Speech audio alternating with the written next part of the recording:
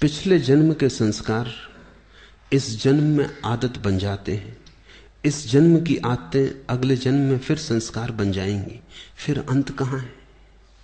अंत है इस बात में, इस सत्य को जान लेने में कि तुम संस्कार नहीं हो, तुम आदत नहीं हो। अंत है इस सत्य के प्रति जाग जाने में कि तुम पृथक हो। अंत है होश में, अंत है साक्षी भाव में। निश्चित ही तुमने कल भी क्रोध किया था, परसों भी क्रोध किया था, आदत बन गई। आज किसी ने जरा सा उकसा दिया, अंगारा तो था ही भीतर, रोज रोज संभाला था, हो गए। राख भी जमी थी तो बस ऊपर जरा सी परत थी, किसी ने फूंक मार दी, परत झड़ गई, अंगारा बाहर आ गया, तुम क्रोध से भर गए। आज तुम क्रोध करोगे, कल के लिए फिर और तैयारी हो गई। ऐसे रोज रोज तुम अभ्यास बनाते जाओगे, संस्कार गहन होता जाएगा। और जितना संस्कार गहन हो जाएगा उतने ही तुम यंत्रवत हो जाओगे। कोई भी तुम्हारी बटन दबा दे तो क्रोध करवा दे, कोई भी तुम्हारी बटन दबा दे तो तुम प्रसन्न हो जाओ। कोई भी झुक के नमस्कार कर ले, तुम्हारी प्रशंसा कर दे तो तुम गदगद। कोई जरा गाली दे दे तो तुम जार जार। तुम यंत्रवत हो जाओगे और बटने लोगों को पता हो जाती। सबको पता है एक दूसरे की बटने, कहां से दबा दो कि सब ठीक हो जाता है, कहां से दबा दो कि सब गड़बड़ हो जाता है। तुम मशीन हो क्या या मनुष्य हो? मनुष्य होने का इतना ही अर्थ है कि कोई तुम्हारी क्रोध की बटन दबाए चला जाए, लेकिन तुम कहते हो नहीं करना, तो बटन दबती रहती। वो आदमी थक जाता, लेकिन तुम क्रोध नहीं करते। तुम कहते हो मैं अपना मालिक हूं, जब करना चाहूंगा करूंगा, जब न करना चाहूंगा नहीं करूंगा। प्रतिक्रिया और क्रिया में यही फर्क है।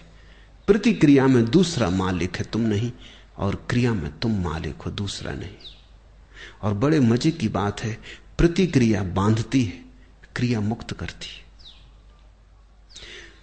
जो अपने कर्म का मालिक है उसके कर्म का कोई संस्कार नहीं बनता, और जो अपने कर्म का मालिक नहीं है, जो प्रतिकर्म करता है, रिएक्ट होता है सिर्फ, उस आदमी के जीवन में बंधन बनते चले जाते हैं। रोज रोज जाल मजबूत होता चला जाता है। आखिर में तुम पाते हो तुम तो बचे ही नहीं, आदतों का एक ढेर, मुर्दा ढेर, जिसमें से जीवन कभी का उड़ चुका। पक्षी तो जा चुका है जीवन का बहुत पहले, कटघरा छूट गया है, पिंजड़ा छूट गया है। जागो इसके पहले की देर हो जाए और आदतों से मुक्त होना शुरू करो। मैं तुमसे ये नहीं कह रहा कि बुरी आदतों से मुक्त हो जाओ और भली आदतें बना लो। तुम्हारे महात्मागण तुमसे यही कह रहे हैं। वो तुमसे कहते हैं बुरी आदतें छोड़ो, अच्छी बनाओ। मैं तुमसे कहता हूं आदत छोड़ो। बुरी और अच्छी आदत से कोई फर्क नहीं पड़ता। लोहे का हो पिंजड़ा की सोने का, क्या फर्क पड़ता है? एक आदमी को सिगरेट पीने की आदत है, सारी दुनिया बुरी कहती। दूसरे को माला फेरने की आदत है, सारी दुनिया अच्छा कहती। जो सिगरेट पीता है वो अगर न पिए तो मुसीबत मालूम होती, जो माला फेरता अगर न फेरने दो तो मुसीबत मालूम होती। दोनों गुलाम हैं। एक को उठते ही से सिगरेट चाहिए, दूसरे को उठते ही से माला चाहिए। माला वाले को माला न मिले तो माला की तलफ लगती, सिगरेट वाले को सिगरेट ना मिले तो सिगरेट की तलफ लगती। ऐसे बुनियाद में बहुत फासला नहीं है। सिगरेट भी एक तरह का माला फेरना है। धुआं भीतर ले गए बाहर ले गए, भीतर ले गए बाहर ले, मन के फिरा रहे हैं बाहर भीतर। धुएं की माला है, जरा सूक्ष्म है। कोई अपना कंकड़ पत्थर की फेर रहा है, जरा स्थूल है।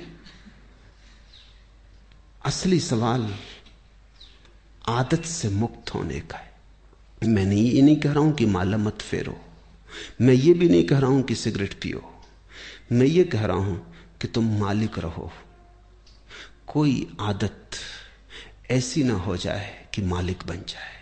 कोई आदत, मंदिर जाने की आदत भी मालिक ना हो जाए, ध्यान करने की आदत भी मालिक ना हो जाए।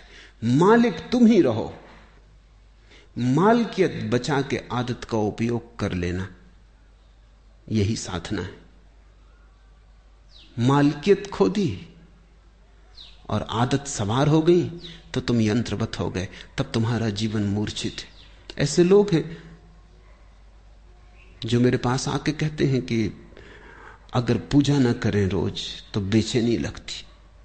वो सोचते हैं कि बड़ी धार्मिक घटना घट गई उनके जीवन। मैं उनसे पूछता हूं पूजा करने से कुछ आनंद मिलता है? वो कहते हैं आनंद तो कुछ नहीं मिलता, लेकिन ना करें तो बेचैनी लगती। यही तो सिगरेट पीने वाला कहता है। वो कहता है कि उससे पूछो कुछ आनंद मिलता? वो कहता है आनंद क्या रखा है, आनंद तो कुछ नहीं मिलता, कभी कभी खांसी जरूर आती, आनंद तो कुछ भी नहीं मिलता। लेकिन ना पियो तो बेचैनी मालूम होती। इसे तुम थोड़ा सोचो। इसी को मैं यंत्र हो जाना कहता हूं कि जिससे कुछ भी नहीं मिलता है, उससे भी न करने पर बेचैनी मालूम होती। उपलब्ध कुछ भी नहीं होता है, पाने को कुछ भी नहीं है, लेकिन छोड़ने में मुसीबत है, क्योंकि आदत ने पकड़ा है। अब आदत इतना ही कर सकती है, करो तो कुछ ना मिले, ना करो तो कुछ खोता मालूम पड़े। अब ये बड़े मजे की बात है, जिस चीज को करने से कुछ नहीं मिलता उसको ना करने से खोएगा कैसे? कुछ खोता नहीं, सिर्फ पुरानी आदत, पुरानी लकीरों पर न चलने से अड़चन मालूम होती। मैं एक बहुत बड़े वकील को जानता था। उनकी आदत थी कि जब भी वो अदालत में खड़े होते, पैरवी करते, बड़े वकील थे, अंतर्राष्ट्रीय ख्याति के थे, लंदन और पेकिंग और दिल्ली 3 जगह उनके दफ्तर थे। तो उनकी आदत थी कि वो अपने कोट का बटन घुमाने लगते थे जब अटक जाते। सभी की होती, कोई अपना सिर खुजलाने लगता है, कोई कुछ करने लगता है। उस आदत का भी वैसा ही उपयोग है जैसे बटन दबाने का। तो अगर जब भी उनके विचार उलझ जाते या कोई उत्तर न सूझता तो वो कोट का बटन घुमाने लगते। घुमाने से कुछ मिलता था ये तो पक्का पता नहीं, क्योंकि कोट का बटन घुमाने से क्या मिलेगा। और जिसकी बुद्धि उलझी हुई हो, समझ में ना आ रहा हो, वो कोई कोट के बटन घुमाने से कुछ बात समझ में आ जाएगी। लेकिन विरोधियों को यह बात दिखाई पड़ गई कि वो जब भी उलझ जाते हैं तो बटन घुमाते। एक बड़ा मुकदमा था, एक बड़ी स्टेट का मुकदमा था प्रिवी काउंसिल में, लाखों का मामला था। तो विरोधी वकील ने उनके सोफर को मिला लिया, कुछ पैसे दिए और कहा कि तू इतना करना, उनके कोट के ऊपर का बटन तोड़ देना। तो वो जब अदालत में अपना कोट लेके हाथ में रख के आए तो वो बटन नदारद था। तो उस वक्त उन्होंने देखा भी नहीं, कोट डाल लिया। जब वो पैरवी करने लगे और वक्त आया, हाथ कोट के बटन पर गया, बस सब गड़बड़ हो गया। जैसे मस्तिष्क ने सांस छोड़ दिया, कुछ सूझबूझ ही ना रही, चक्कर सा मालूम हुआ, बैठ गए। पहला मुकदमा हारे वो मुझसे कहते थे कि उस बटन से मुझे मिला तो कभी कुछ नहीं, लेकिन गंवाया मैंने बहुत। उस बटन के घुमाने से कुछ मुझे सूझबूझ आती थी ऐसा भी नहीं था, लेकिन बटन न पाके बस मैं समझ ही ना पाया कि अब क्या करूं। हाथ से जैसे कोई हथियार छूट गया। भरोसा किए बैठे थे और वक्त पर जिस पे भरोसा था वो दगा दे गया।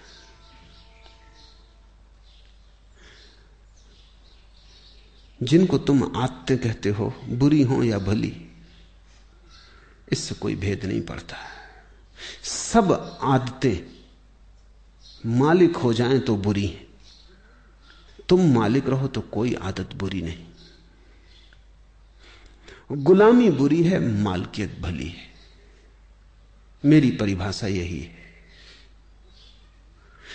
संस्कार बन रहे हैं प्रतिपल, आदतें निर्मित हो रही हैं।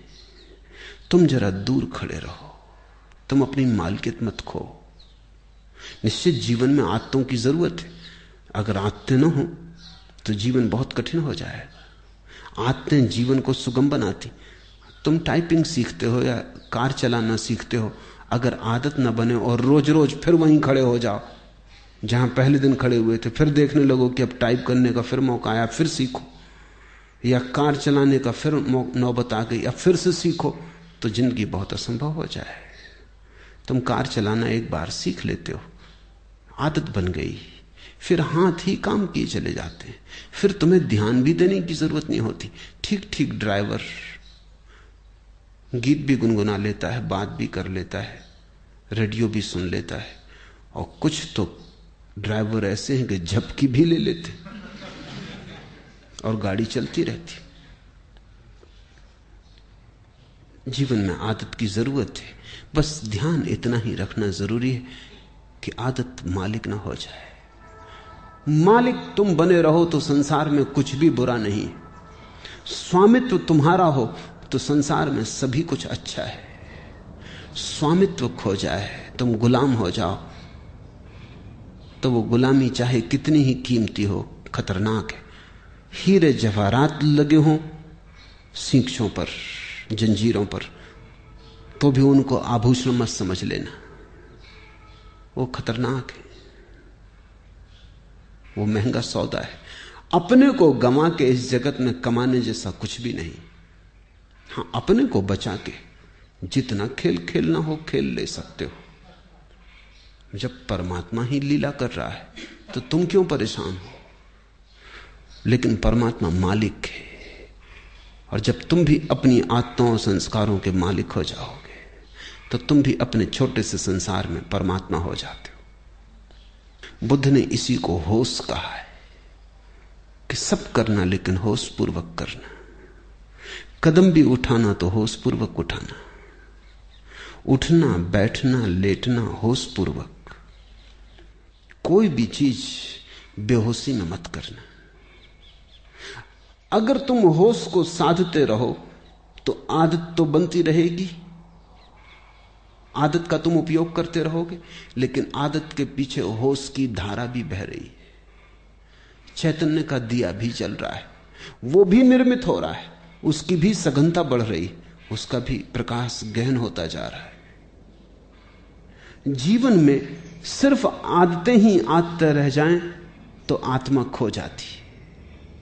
आदतों के पीछे तुम भी रहो अलग पृथक, और इतनी तुम में मालकियत हो कि किसी आदत को अगर तुम छोड़ना चाहो तो इसी क्षण छोड़ दो, लौट के दोबारा सोचने की जरूरत भी ना पड़े। मैंने सुना है कि जब पहली दफा उत्तर ध्रुव पर यात्री पहुंचे तो वो एक बड़ी मुसीबत में पड़े। 3 महीने का भोजन था, वो चुक गया, और कोई 15-20 दिन उन्हें भूखे उपवास में गुजारने पड़े। कभी मछली पकड़ लेते तो ठीक, कभी ना पकड़ पाते तो मुश्किल। जहाज उलझ गया, बर्फ में फंस गया। लेकिन उन यात्रियों का जो कैप्टन था, उसको सबसे ज्यादा जो मुसीबत आई वो भोजन की नहीं थी। लोग बिना भोजन के रहने को तैयार थे, यात्रियों का दल। सिगरेट की सबसे ज्यादा मुसीबत खड़ी हुई। सिगरेट खत्म हो गई तो लोगों ने जहाज की रस्सियां काट काट के पीना शुरू कर दी। कैप्टन घबराया, उसने कहा अगर 20 दिन ये सिलसिला रहा तो फिर हम कभी वापस ना पहुंच पाएंगे। तुम रस्सियां ही काटे डाल रहे तो ये जहाज आगे कैसे बढ़ेगा, ये पाल गिर जाएंगे। मगर लोग इतने दीवाने सिगरेट पीने के लिए कि कैप्टन करे भी क्या। एक आदमी, बाकी सब सिगरेट पीने वाले, उनका करो भी क्या। वो रात को चोरी से काट लें, इधर उधर से काट लें।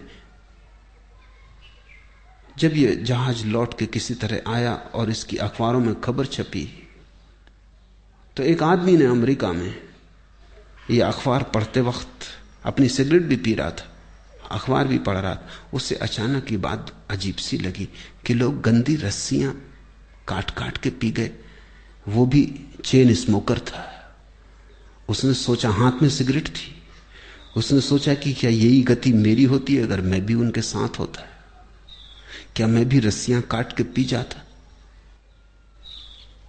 एक क्षण उसे ख्याल आया, उसने सिगरेट एस्ट्रे पर रख दी और उसने कहा अब इसको तभी उठाऊंगा जब मेरी ऐसी दशा आ जाए कि मुझे लगे अब मैं गंदी रस्सियां भी पी सकता हूं, नहीं तो नहीं उठाऊंगा।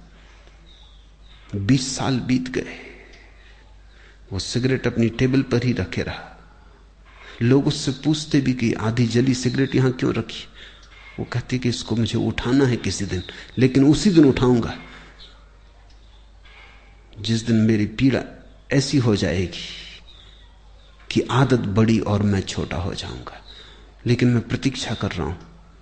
वो घड़ी आती नहीं। 20 साल बीत गए, मैंने 20 साल से सिगरेट नहीं पी है और याद भी नहीं आई है। मैं याद करने की कोशिश कर रहा हूं कि कभी भी आ जाए, क्योंकि मैं जानना चाहता हूं किस मुसीबत में जहाज के लोगों को रस्सियां पीनी पड़ेंगी। लेकिन वो कभी ना आई। उसने अपना संस्मरण लिखा, मैं संस्मरण पढ़ रहा था।